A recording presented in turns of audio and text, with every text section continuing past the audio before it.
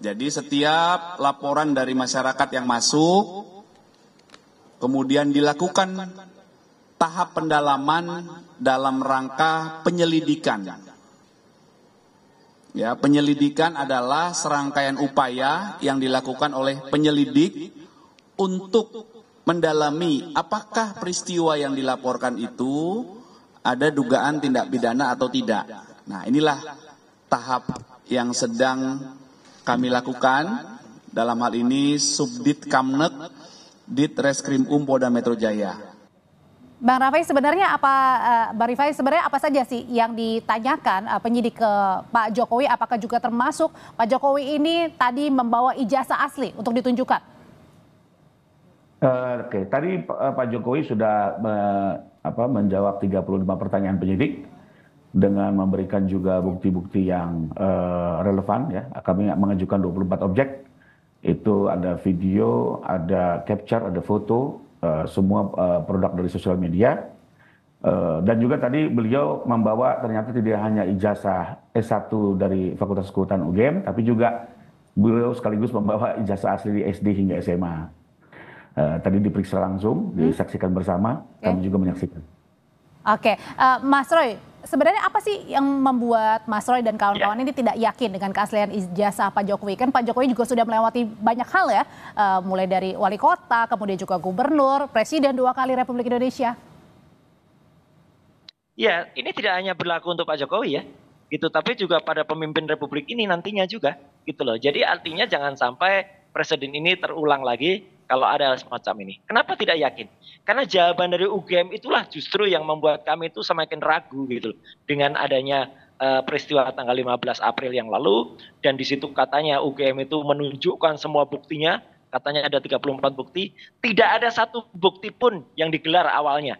Ya, baru ketika kami kemudian berdebat cukup panjang 1 jam, dan tadinya mereka bertahan dengan undang-undang keterbukaan informasi publik, saya ingatkan itu tidak termasuk pasal yang dikecualikan, baru mereka keluarkan. Dan ketika dikeluarkan itulah kemudian muncul banyak sekali kesalahan-kesalahan atau banyak sekali ketidakproperan dari apa yang disebut sebagai skripsi.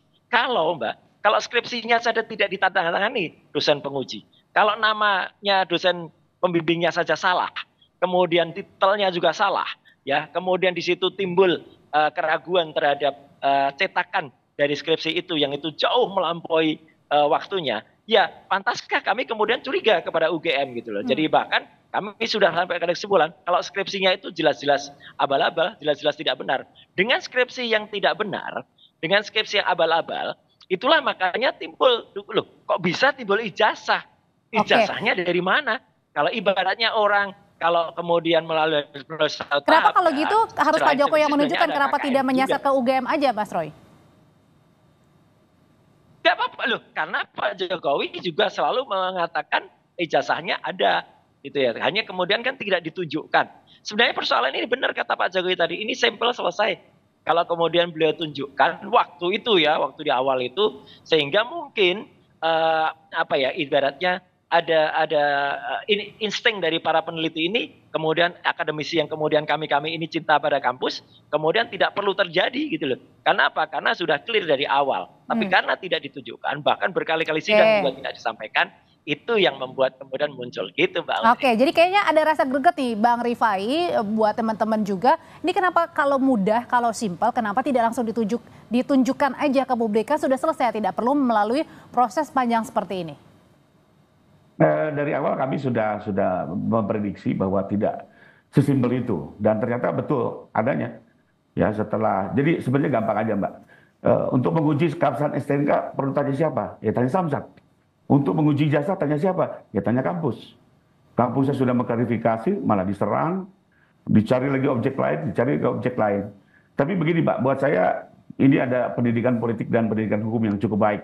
Ya, pertama, agar perkara ini betul-betul murni hukum, maka memang sekarang saatnya untuk melakukan upaya hukum, di mana Pak Jokowi pun sudah tidak lagi menjadi penguasa, dan Pak Jokowi pun juga menggunakan haknya sebagai warga negara. Jadi kita harapkan perkara ini berjalan sesuai apa adanya, objektif, berimbang, ya, dan tidak terpolitisasi. Itu yang pertama. Kedua, pendidikan hukum yang baik di sini adalah ini mungkin pembelajaran buat masyarakat di era kebebasan ya berdemokrasi, digital informasi, ternyata juga masih ada hak-hak hukum setiap warga negara yang perlu dijaga dan dihormati. Ya, kalau tadi misalnya disinggung oleh Bang Roy bahwa ini melakukan penelitian ilmiah, pertanyaannya apakah berkompeten, apakah memiliki kewenangan, apakah prosedurnya benar, dan yang terakhir apakah benar dipublikasi kepada publik secara berulang-ulang, sehingga kita memang melihat ini tidak lagi sesimpel apa yang disampaikan oleh Bang Suryo, dan kami juga tidak mau berandai-andai, kita gunakan hak hukum, biarkan berjalan, dan perlu dicatat Mbak, kami juga tetap menghormati asas praduga tidak bersalah, di mana dalam laporan pun kami tetap menyatakan terlapor dalam penyelidikan, tanpa perlu menyebut nama-nama, karena ini juga bagian dari kami mengedukasi masyarakat agar tidak mempolitisasi sebuah proses hukum, biarkan bekerja secara independen. Mas Roy. Termasuk nanti siapapun terlapornya, saya tidak bilang Bang sudah terlapor ya, saya tidak bilang karena sampai saat ini masih bersifat lidik ya, tapi siapapun juga nanti silakan menggunakan hak hukumnya, ya membuktikan, dan ini semua akan berjalan secara objektif dan transparan saya pikir. Kalau gitu Mas Roy juga sudah siap nanti pembuktiannya, karena kan ada juga kekhawatiran dari Mas Roy sendiri tadi bilang jangan ada kriminalisasi kasus ini.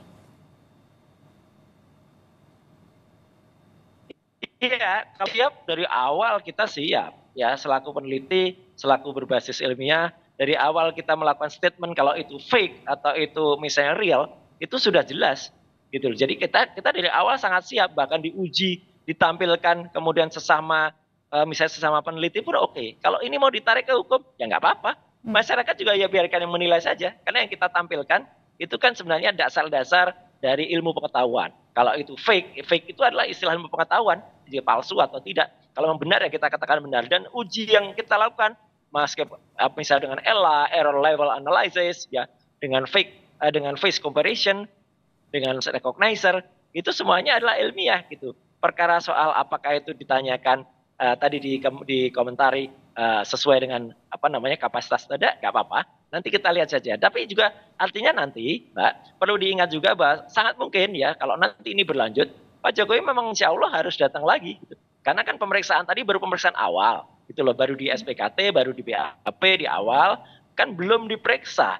Jadi tidak ada tadi misalnya kalau tadi harus ada misalnya ahli forensik dari kepolisian gitu misalnya tadi juga sudah hadir ikut memeriksa, dan prosesnya nggak bisa diterima dengan waktu sekitar jam 10 sampai dengan jam 12 gitu.